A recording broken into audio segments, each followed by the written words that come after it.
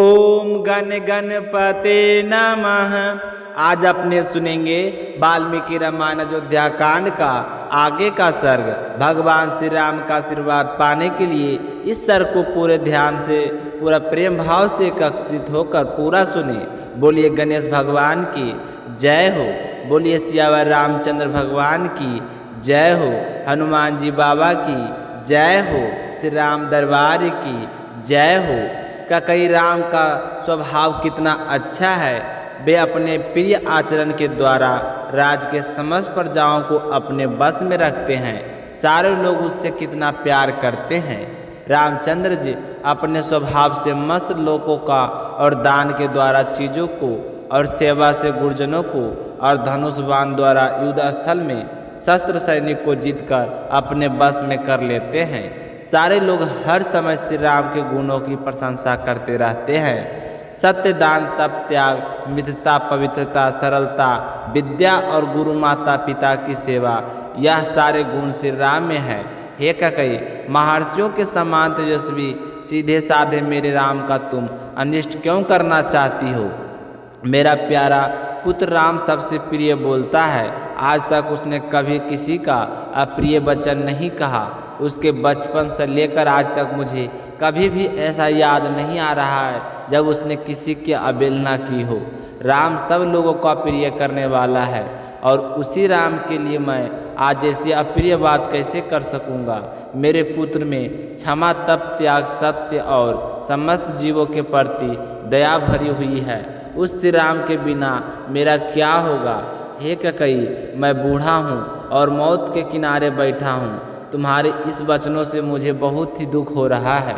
मैं बड़े दीन भाव से तुम्हारे सामने गिड़गिड़ा रहा हूँ। कई तुम आज मुझ पर दया करो। सारी पृथ्वी पर जो कुछ है मैं सब कुछ तुम्हें दे दूंगा, परंतु तुम मुझसे ऐसा अनिष्ट मत करवाओ, क्योंकि यह फैसला मुझे मौत के मुंह में ढकेल देगा। मैं तुम्हारे आगे हाथ जोड़ता हूँ, तुम्हारे पैरों में पड़ता हूँ। तुम श्री राम को यहाँ शरण दे दो, उसे वनवास मत दो। इसके अलावा जो तुम कहोगे वह सब कुछ करने के लिए तैयार हूँ। इस तरह राजा दशरथ बड़े ही दुखी होकर हाथ जोड़कर कैकेयी के सामने गिड़गिड़ा रहे थे।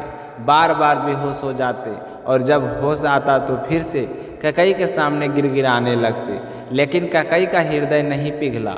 वह और भीषण रूप धारण करके बड़े ही क्रोध से कठोर वाणी में कहने लगे कि हे राजन, अगर आप यह दो वरदान नहीं दे सकते हैं तो आप अपनी धार्मिकता की ढंढोरा कैसे पीट सकते हैं। धर्म के ज्ञाता महाराज, जब सारे लोग आपसे पूछेंगे कि युद्ध भूमि में कैकेयी ने जब आपकी जान बचाई तो आपने खुश होकर उसे वरदान दिए। जब वरदान मांगने का समय आया तो आपने मुंह फेर लिया। तो उस समय आप लोगों को क्या जवाब देंगे। लोग आपसे क्या कहेंगे कि जिसकी वजह से आप जीवित हैं, जिसने बहुत बड़े संकट में तुम्हारी रक्षा की थी, उसी कैकेयी को वर देने के लिए किए हुई प्रतिज्ञा को आपने झूठा साबित कर दिया। हे राजन, अगर आपने आज वरदान नहीं दिया तो अपने कुल के राजाओं को माथे के कलंक का टीका बनेंगे। जब राजा शिव ने बाज और कबूतर के झगड़े में कबूतर के प्राण बचाने की प्रतिज्ञा को पूर्ण करने के लिए बाज नामक पक्षी को अपने शरीर का मांस काट कर दे दिया था, और उसी तरह राजा अलर्क ने एक अंधे ब्राह्मण को अपनी दोनों आंखों दान करके परम गति प्राप्त की थी। समुद्र ने भी देवताओं के समक्ष अपनी सीमा को ना लांघने की प्रतिज्ञा की थी और वह अब तक अपनी प्रतिज्ञा का उल्लंघन नहीं करता। आप भी पूर्ववर्ती महापुरुषों को वार्तालाप को सदा याद रखें और अपनी प्रतिज्ञा को झूठी साबित ना करें। पर मैं आपसे यह बातें क्यों कर रही हूँ, क्योंकि आप मेरी बात मानने वाले नहीं हैं। आप तो धर्म को तीर्थांजलि देकर श्री राम को राज पर अभिषेक करके रानी कौशल्या के हित की बात करना चाहते हैं, पर मैं तुम्हें कौशल्या के हित की बात नहीं करने दूंगी। अब चाहे धर्म हो या धर्म हो, चाहे मुझे कोई दुष्टा कहे, चाहे झूठ हो या सच हो, मैं अपनी बात से नहीं पलटने वाली। जिस बात की मैंने प्रतिज्ञा कर ली है उसमें अब कोई भी परिवर्तन नहीं ला सकता। यदि श्री राम का राज्याभिषेक होगा तो मैं आप सबके देखते ही देखते जहर पीकर मर जाऊंगी, क्योंकि मैं नहीं चाहती कि श्री राम का राज्याभिषेक हो। और सारे लोग कौशल्या को राजमाता होने का दर्जा दे। यह देखने से तो माता है, अच्छा है कि मैं आज और अभी इसी वक्त अपने प्राण को त्याग दूं। हे राजन, आज मैं आपके सामने अपने पुत्र की सौगंध खाकर कहती हूँ कि जितना सुकून और संतोष मुझे श्री राम को देश से निकालने पर होगा, उतना संतोष मुझे किसी दूसरे वरदान से प्राप्त कभी नहीं हो सकता। इसलिए अच्छा यही होगा कि आप मुझसे किसी भी तरह की कोई उम्मीद ना रखें और अपने धर्म का पालन करें। इतना कहकर ककई चुप हो गए। राजा दशरथ बहुत रोए, गिड़गिड़ाए, ककई के पैरों पर लौटने लगे, लेकिन ककई ने उनकी किसी भी बात का जवाब नहीं दिया। श्री राम का वनवास और भरत का राज्याभिषेक, ककई के मुख से यह परम अमंगलिकारी वचन सुनकर राजा दशरथ व्याकुल हो उठे और एकदम से चुप और धीर गंभीर हो गए। और उसके बाद उन्होंने ककई से कुछ नहीं कहा। वे चुपचाप दुष्ट बुद्धि ककई की ओर केवल एक तरफ तक देखते रहे। राजा दशरथ के हृदय को दुखी करने वाली ककई की वह वर्ज के समान कठोर तथा क्रोधपूर्वक वाणी को सुनकर राजा को बहुत ही दुख हुआ। उसी समय उनकी सुख और शांति सब कुछ छिन गया। वे टूटे हुए पैर की तरह धरती पर ही बैठे रहे।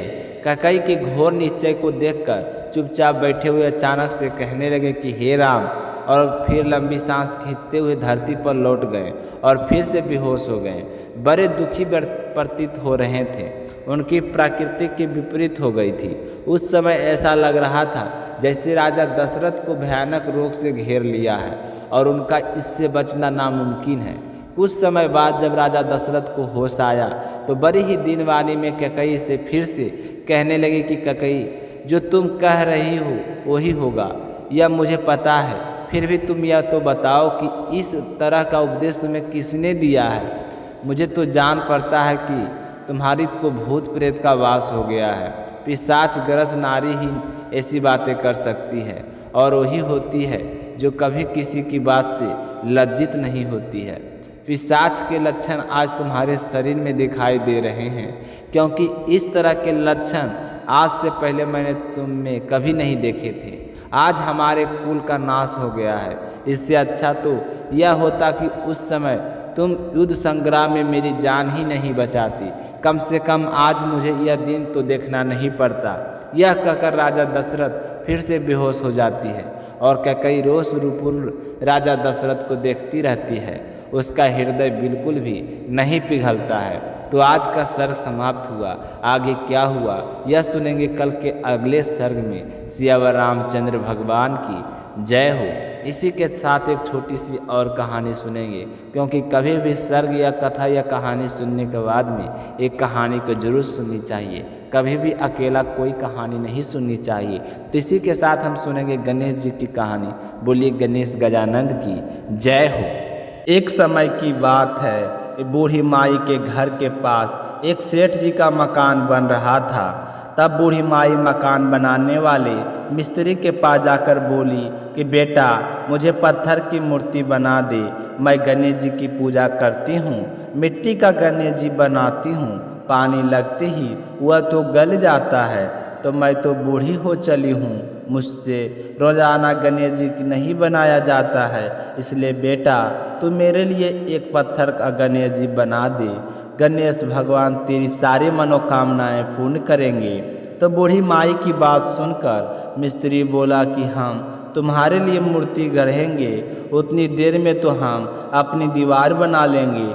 हमारे पास इतना समय नहीं है कि सेठ जी का काम बीच में छोड़कर हम तुम्हारे लिए मूर्ति बनाएं। तो यह सुनते ही बूढ़ी माई को बड़ा ही दुख हुआ और वह मन ही मन कहने लगी कि भगवान करे तुम्हारी यह दीवार कभी ना बने। यह कहकर बूढ़ी अम्मा अपने घर चली गई और मिस्त्री और मजदूर दीवार बनाने में लग गई।